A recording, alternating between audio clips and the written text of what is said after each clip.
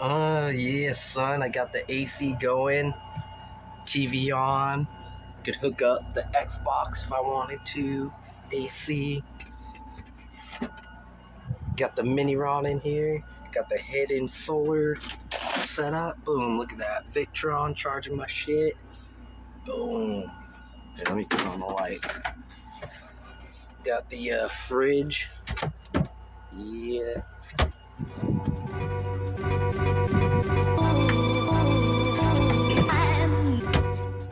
Alrighty, guys, got a special little surprise. Surprise for my tiny house. Check out. Wonder what that 12100 stands for.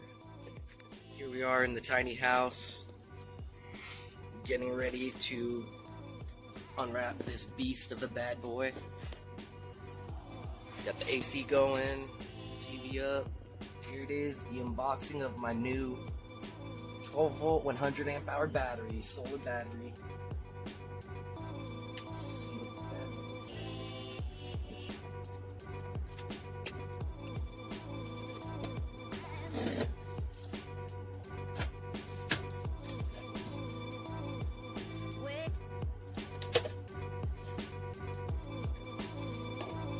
There we are. Looks like we got some instruction manual.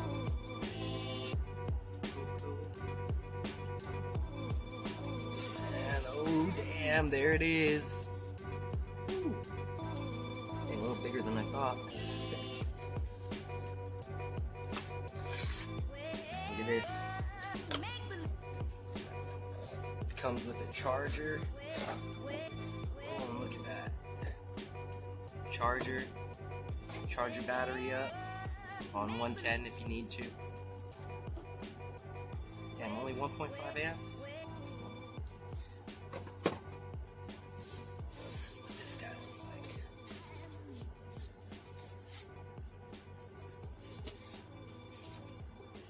like. Nice strap.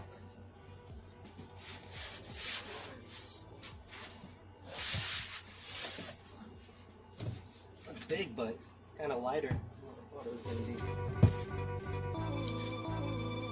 A little lighter than what I thought. Still big.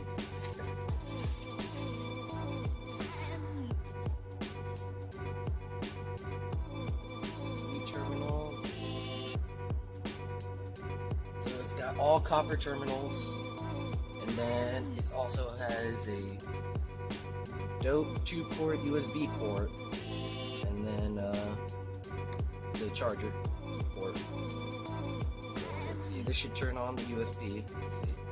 Yep, there it goes. The other versions I've seen had a voltage display on it too. Whatever.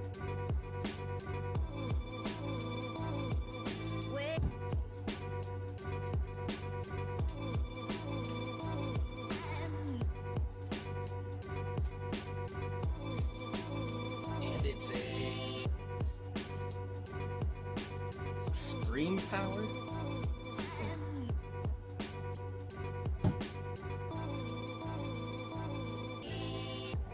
Obviously, the first test I'm going to be doing is trying to run this AC on this battery. See how that goes. Alright, so here it is, guys. If you could hear or see that, the battery's charging right now. And let me show you why pretty much I got this battery. So this right here is why I got this battery. Basically, these cheap 30 amp hour each CCTV batteries couldn't really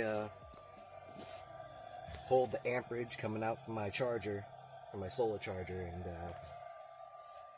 actually at Electrify Expo, they one of the wires I guess shorted, caught fire, or whatever the fuck, and caused that to happen. So yeah, basically those CCTV, they're decent 30 amp hour batteries, but the leads on them are tiny, so they can't really handle the amperage coming out from this solar charger. So going for an upgrade. Just for shits and giggles, let's see where this battery is at right now, voltage-wise. See where we're at. Pretty much I got some errands to run, so I'm going to see where it's at now, do my errands, and then see where it's at when I come back.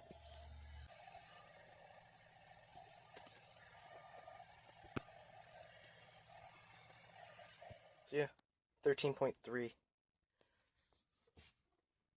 13.3. Cool. Hopefully we'll be at like 14 when we get back. I'm back. Got some thick 4-gauge wire. A little overkill, but let's see where we're at on this battery. So we're at 13.5, which is not great for an hour of charging, but whatever, it'll do. It works. Okay, so I got this beast of a battery hooked up to my inverter, and in a second we're gonna power it on and see how it does with the AC and everything. So right now I'm running on regular electricity with the AC running, but let me turn this on, this inverter. First we're gonna see if it goes on. There you go, 13.3 volts. Alright, that's good. And then now we're gonna plug it in, see how it does. Alrighty, that's plugged in, so now everything in my tiny house is running off of, or will be running off of this little 500 watt pure sine inverter. So basically, my mini fridge, the AC, and a lighter too that's not on, so see how it goes. First test.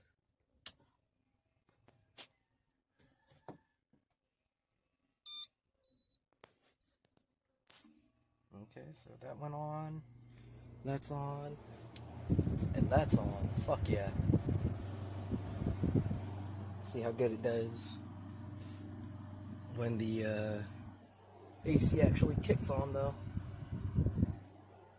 But yeah, 500 watt inverter. Running my AC and fridge pretty well so far. It doesn't need to be plugged in.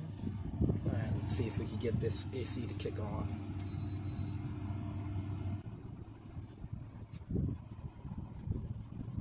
Try turning this off.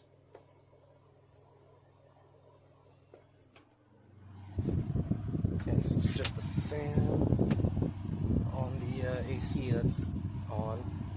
See if we turn the temperature down and try and get it to go on.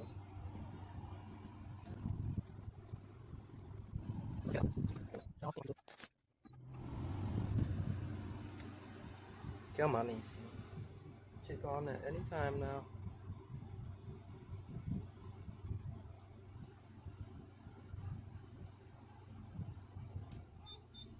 Oh.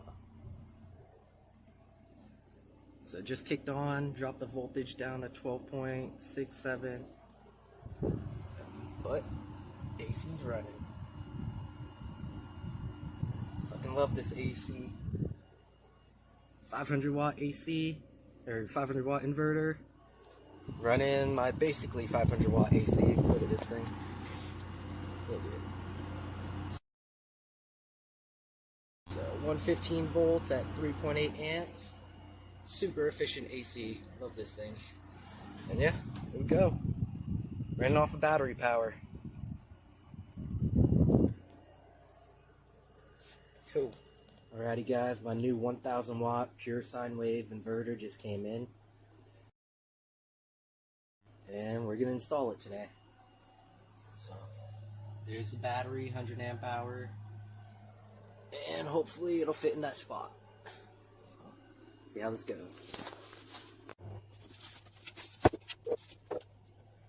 Here it is. Now, if you didn't see, this thing's Bluetooth. I believe this face popped out.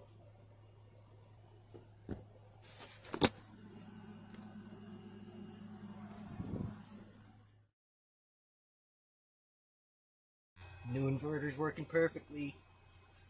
Look at 330. I'm assuming that's wattage. Yep, it is wattage. Sweet. They said it didn't show wattage. It's fucking dope.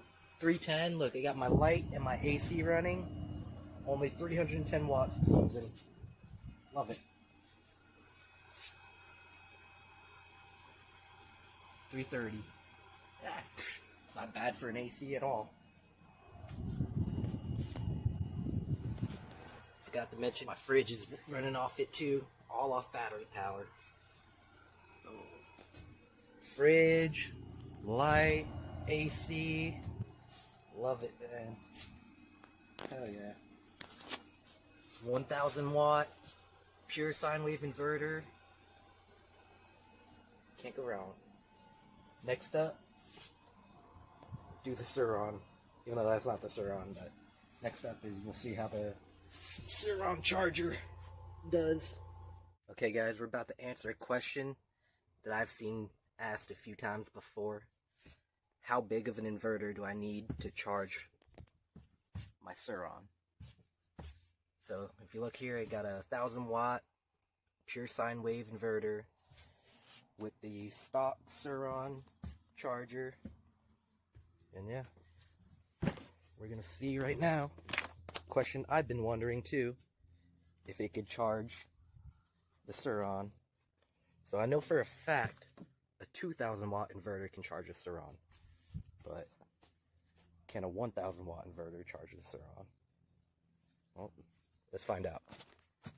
Okay, so here it is. Can a 1000 watt inverter charge the SurRon?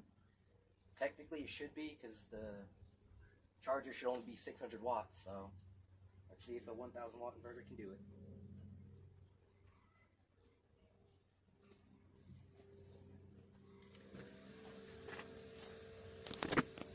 So, sounds like it's going. Sounds like it's going pretty easily.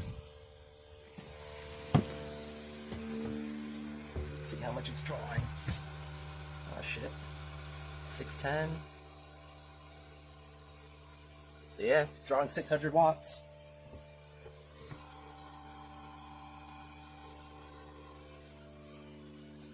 It was working.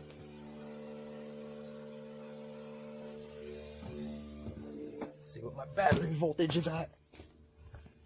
If you're wondering too, this isn't the stock battery, it's a 60 volt light speed battery. Let's see, it's hard to see, but there you go.